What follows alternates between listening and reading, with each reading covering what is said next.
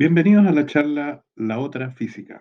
Lo que pretendemos hacer es contarles un poco cómo uno también trabaja en física fuera de la academia y fuera de la parte educación. Lo que encontramos es que existe una gran cantidad de personas que estudian física y terminan trabajando después para la industria e incluso para los servicios o gobiernos. Capaz acá en Chile un poco menos, pero también aquí se está comenzando a dar. Y por eso que es importante conocer este tipo de actividades para poder ver las oportunidades que uno tiene en el mercado. Vamos a comenzar. Aquí tenemos el título de la charla, de la presentación, que uno puede directamente consultar fuera del video. Y si hay consultas o ideas, acá está mi correo, con lo cual me pueden contactar y con gusto puedo ayudarles en su camino a través de la física. Veamos entonces por qué razón yo puedo hablar de ese tema, cuál es mi experiencia al respecto.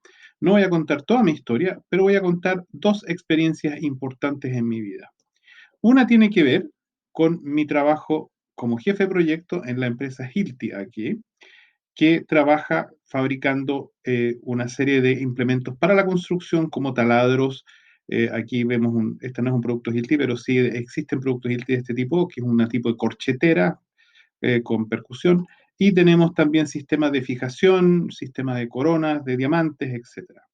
Trabajé 10 años en la parte de investigación, ayudé a desarrollar productos, nuevos productos, participé en el diseño de métodos de producción e incluso en la forma como el cliente nos observaba y poder concluir cómo debíamos presentarnos en el mercado. Esta experiencia es directamente realizando proyectos, en consecuencia es una experiencia que ayuda a ver cómo uno trabaja cuando está empleado por la empresa. Y el segundo ejemplo es cuando fui Senior Manager de Pricewaterhouse, acá en Chile. También ayudé en proyectos en el resto de Sudamérica y participé también con reuniones y trabajo en Estados Unidos y en Europa. Hoy día Pricewaterhouse es parte, o sea, la nueva empresa que fusionaron con Coopers, es PricewaterhouseCoopers. Este es el logo nuevo, este era el logo en mi época, y aquí yo ayudé básicamente a ayudar a las empresas a diagnosticar su situación, ver cómo mejorar la parte de operación, la parte de producción y también incluso en la parte de gestión. Así que acá tengo la experiencia como consultor ayudando y aquí como una persona que estaba dentro de la empresa trabajando. Veamos una serie de ejemplos para poder demostrar o mostrar cómo los físicos trabajan fuera de la industria. Una de las cosas no tan felices es como, por ejemplo, también trabajamos fuera en la parte de armamentos. Y obviamente los físicos somos responsables de lo que fue la bomba atómica, que al final mató entre 110 y 210 miles de civiles, solamente 20.000 militares. Eso es uno de los grandes problemas que tuvo Robert Oppenheimer al final, que era el jefe de proyecto, porque originalmente se reunían una serie de físicos que habían salido de Alemania, con el miedo de que Alemania estaba construyendo también una bomba atómica bajo el liderazgo de Heisenberg.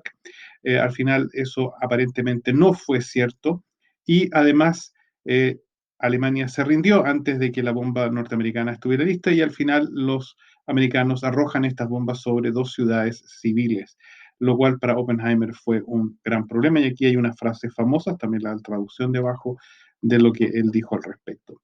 Veamos ahora cómo se trabaja en la empresa Hilti. Voy a presentarle brevemente la empresa Hilti, por qué razón hay una ley física detrás que da origen a la existencia de Hilti.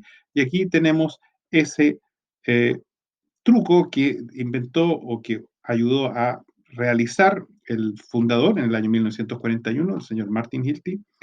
Él lo que inventó o ayudó a inventar fue un clavador, una pistola para clavar. O sea, aquí tenemos esta pistola, este es un modelo bastante más moderno, no es el más moderno, es de los años 80. Este modelo todavía creo que está en uso, es un modelo que tiene dentro de, aquí hay un corte a través, tenemos aquí el canal por el cual pasa un tipo de cargador, igual que con una ametralladora, para tener aquí una tira de cartuchos de pólvora. Aquí tenemos un cartucho de pólvora. Tenemos lo que se llama el martillo, aquí un cilindro, y tenemos el clavo más una parte acá adelante para poder montarlo en este canal y que no se vaya a enchuecar y se entre, de modo que el martillo lo puede impulsar hacia el objeto. Uno, de hecho, tiene que presionar con esta parte para poder liberar el tiro de modo que tengamos un tema de seguridad. Y los clavos también existe la posibilidad de pasarlos en serie, de modo que es bastante más rápido. Este martillo está aquí, se ve en el diagrama del corte dentro de este tubito y aquí va el clavo montado en este otro tubo y esto es la parte interna. Ahora, el truco es importante porque originalmente lo que se inventó, y de hecho existe, clavadores directamente con un cartucho y un clavo. Y eso es bastante peligroso porque yo estoy impulsando el clavo a altas velocidades, con lo cual tengo en ese minuto más bien un arma que estoy usando realmente, una pistola real para clavar. Acá no, acá yo no necesito un permiso para portar armas porque este martillo hace la gran diferencia y aquí viene la explicación de la ley física asociada. Si ustedes, por ejemplo, requieren de una cierta energía para poder impulsar el clavo, por ejemplo, supongamos que 230 joules, si yo tengo esa energía, puedo hacer de que el clavo penetre el objeto que quiero perforar o que quiero fijar. Eso significaría que si el clavo pesa solamente 4 gramos, yo requiero de que el clavo viaje a una velocidad de 340 metros por segundo, lo que es una velocidad superior a la velocidad del sonido, lo cual significa que este clavo se está comportando igual que una bala. Y para eso, en consecuencia, yo necesito un permiso para portar armas y en particular tengo un problema que si es que la parte donde yo estoy clavando cede o se daña, podría ser de que este clavo atraviese y pueda incluso herir a una persona que está detrás del objeto que estoy, incluso el que estoy clavando. Así que lo que Martin Hilty y sus socios y la gente con que trabajaba con él inventaron es la introducción de este martillo aquí que está montado entre medio del cartucho y del clavo. Y este martillo tiene alrededor de 100 veces más masa que la bala. En consecuencia, si yo en este momento sumo las masas de estos dos cuerpos, voy a llegar aquí en este minuto a 454 gramos. Y eso significa que si yo necesito tener 230 joules, el clavo tendría que tener una velocidad de solamente 32 metros por segundo. Esta es una velocidad relativamente lenta para lo que es un proyectil. En consecuencia, el peligro es bastante menor, fuera que la masa es sumamente baja, de 4 gramos, o sea que si este clavo saliera disparado solo, no podría hacer mucho daño. Por eso este objeto acá no requiere de usar un permiso para portar armas y por eso es que uno lo puede masificar su venta en la construcción. Si es que el clavo se va a escapar del sistema, este martillo va a golpear un soporte interno de la pistola y va a con eso ser retenido. Y si llegase a ser dañado, y requiera ser reemplazado, el mecanismo de reemplazo es bastante simple. Uno puede directamente abrir el mecanismo y viene el equipo con martillos de repuesto para poder ser reemplazados y con eso no tener que detener el uso del equipo. Este es el truco, que es una ley física, de sencillamente el tema de la conservación de momento acá, más el tema de la energía como energía cinética, el tema de que es la masa por la velocidad al cuadrado, lo que tengo que lograr mantener, es la causa por la cual hoy día Hilti es una empresa con 30.000 operarios trabajando en 120 países del mundo.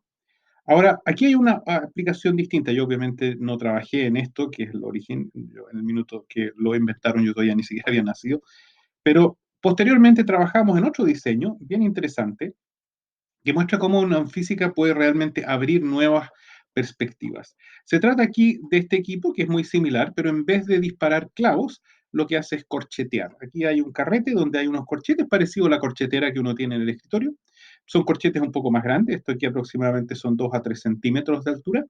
Y la idea es que, o sea, el equipo original funciona con un comprimido que uno tiene que tener acá una manguera detrás que tiene que arrastrar, lo cual es bastante molesto. Y la idea era construir un equipo que uno podía trabajar con una cartucha aquí, cartucho sencillamente de gas, que va instalado en esta parte de acá atrás, que entraría a esta cámara de combustión, se incineraría y generaría la presión necesaria para poder corchetear. Ahora, el problema que hay acá es que si es que yo en este minuto tengo esta cámara llena de gas y la enciendo acá con una chispa, se va a empezar a consumir el gas, se va a quemar y se forma lo que se llama un frente de llama, que es la zona donde en este minuto se está quemando el gas. O sea, esta zona de aquí es una zona donde el gas ya se quemó, la zona de acá atrás es una zona donde todavía no ha sido incinerado y este es el frente que está avanzando y creando en consecuencia presión. El problema es que este frente avanza muy lento. ¿Por qué?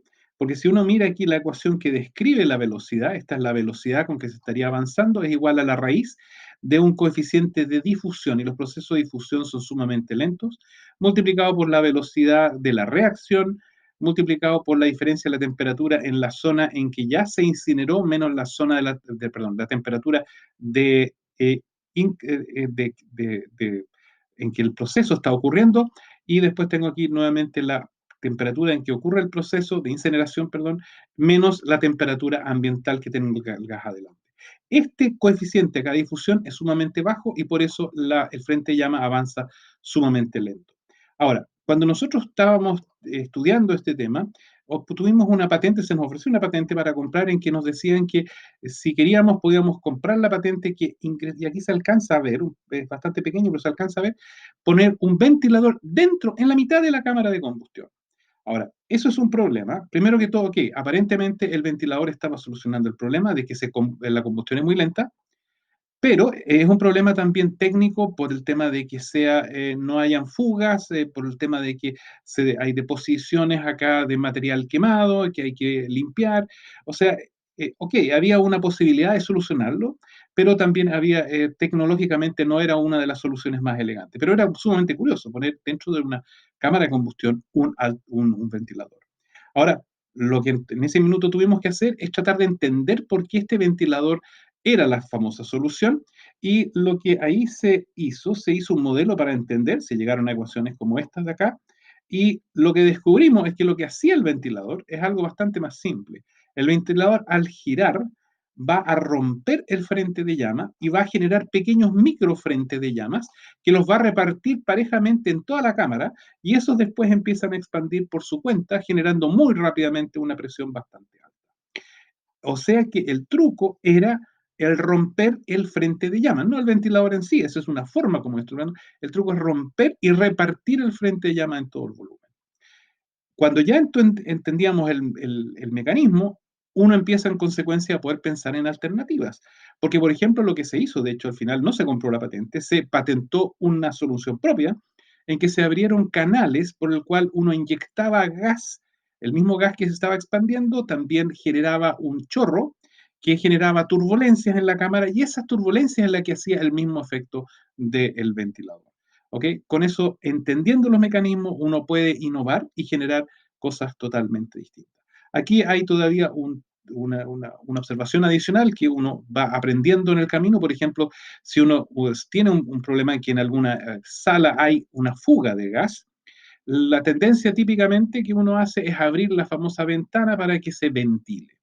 El tema es que porque es una difusión, va muy lento esa ventilación, y la razón por la cual es necesario abrir la ventana no es por el tema de hacer que el gas salga, sino por el peligro que si se llega a incendiar ese gas, ese frente de llama va a empezar a aumentar la presión, y si hay personas dentro de la sala, no solamente se van a sufrir algún tipo de quemadura, sino la misma presión puede hacerle un daño eh, en el cuerpo en forma bastante grave.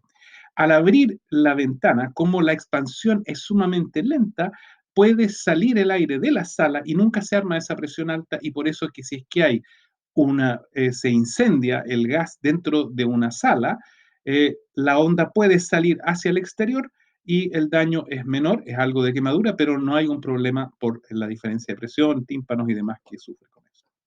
Otro ejemplo interesante es, por ejemplo, cómo estudiamos la posibilidad de recubrir con zinc los clavos de una forma bastante elegante.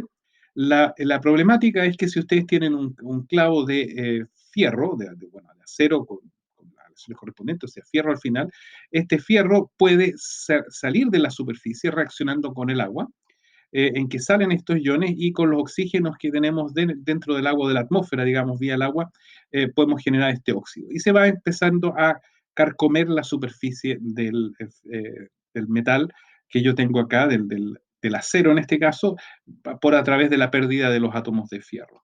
Entonces, lo que habitualmente se hace, se cubre el objeto con una capa de zinc. Primero, la capa de zinc evita de que el agua tenga contacto con el acero, pero lo segundo que es importante es que si es que esa capa se llegara a dañar, resulta que el zinc reacciona más rápido con los oxígenos y los electrones, genera los electrones correspondientes, que es lo que es el fierro, y con eso se empieza, entre comillas, a oxidar el zinc en vez del fierro, lo cual es una protección que mientras exista zinc va a ayudar a evitar que se dañe realmente el cuerpo del objeto. Entonces el problema era cómo logro generar esta superficie más o menos homogénea dentro del proceso productivo. Y la idea que en ese minuto estábamos calculando era que dejábamos el clavo que había sido formado y que estaba a una temperatura relativamente alta, dejábamos caer el clavo a través de polvo de zinc, y este zinc, en consecuencia, los granos del polvo es casi un tipo de arena movediza de zinc, se van adhiriéndose a la superficie, tocan la superficie, se calientan porque el clavo está a una temperatura y se fusiona, o sea, se vuelve líquido, y vía tensión superficial, que hay que ver que sea correcta, se tiende a repartir sobre la superficie, también importante que no se llegue a pelotonar. O sea que si se va repartiendo de esa forma, podemos a través de controlar la velocidad de caída, la cantidad de polvo que afecta a la velocidad de caída, la temperatura del clavo y demás, este proceso de adhesión de zinc en la superficie. O sea, aquí tenemos hidrodinámica y termodinámica aplicada a un proceso productivo. Nuevamente, un ejemplo de lo que es cómo uno trabaja como consultor o directamente en su empresa con lo que es la física tradicional para resolver problemas de diseño y problemas de producción. Y otro tema que también se aborda el problema de la logística. La logística en este minuto es cómo yo estoy moviendo productos, componentes que yo requiero para manufacturar los productos, cómo los voy almacenando en bodegas, cuánto tiempo dura en la bodega, que hay peligro que se sufra daño, cómo lo muevo de la bodega hacia el cliente, etcétera. Y todo el tema de logística es un tema de alto costo y de alta problemática, porque yo puedo perder productos, puedo dañar productos, no llegar a tiempo el producto, etcétera. Y acá lo que se hace es, eso se ha simbolizado a través de esta lupa, uno estudia el proceso en detalle, busca la frecuencia con que están siendo producidos, la frecuencia con que se requieren las componentes, los volúmenes que yo necesito en bodega, cómo voy a coordinar la compra, cómo se ha entregado, cómo lleve, armo el modelo completo que muestra el flujo de todas las partes, de todas las componentes, de todas las fases y de todos los equipos que están moviendo cada uno de estos temas. Y sin embargo, después, cuando uno ya lo tiene modelado, puede empezar a jugar de hacer cambios dramáticos para ver si uno puede aumentar la eficiencia y reducir los costos de una forma notable. Una de las situaciones más simpáticas, que de hecho algo de eso incluso implementamos acá en Chile, pero que la idea original viene de Walmart, que es el que inventor de eso, es lo que se llama el cross-talking, que muestra cómo uno radicalmente con este simulador puede jugar y optimizar y armar la solución. En este caso, lo que se hace es que los productos que están llegando son se hacen mix de nuevos componentes para nuevamente directamente despacharlos, y de modo que yo no tengo ninguna bodega. A ver, tratemos de hacerlo con peras y manzanas. Supongamos que ustedes tienen una cadena de supermercados y tienen que proveer los supermercados con, digamos, papel confort. Así que viene el camión que atraca en este muelle acá, lleno de papel confort, de la empresa que le está entregando a usted el papel confort. Ustedes descargan este papel confort acá y lo van separando en para distintos supermercados donde tienen que ser entregados, y aquí al final lo terminan cargando, y aquí están los camiones que van a cada uno de los supermercados, y ustedes van cargando en consecuencia todo el papel de confort por ejemplo, si aquí llegó de la fábrica, acá estoy llegando a lo que es Temuco, lo que es Concepción, lo que es Valdivia, lo que es Puerto Montt, etcétera, y cada camión recibe su componente de papel confort que requiere para el supermercado. Además, se carga en el orden correcto, de modo que después para el descargar sea más fácil por orden de almacenamiento, por orden de suplir directamente en el supermercado destino. O sea, aquí yo armo un redespacho sin pasar por una bodega, sin el riesgo de daño o robo en bodega, sin los costos asociados a tener productos detenidos, sin los costos además de bodegaje que tenía.